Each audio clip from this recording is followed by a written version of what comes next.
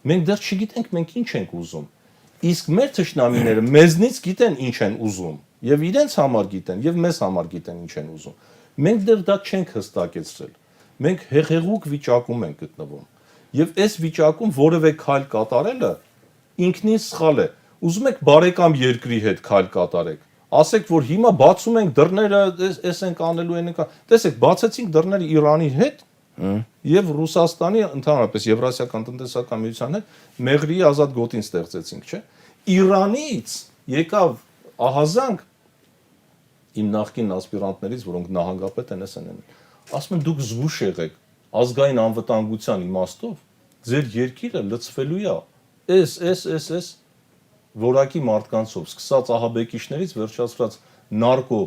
բարոններով, վերջացրած ամեն տեսակ մարդկանցով, գործակալներով։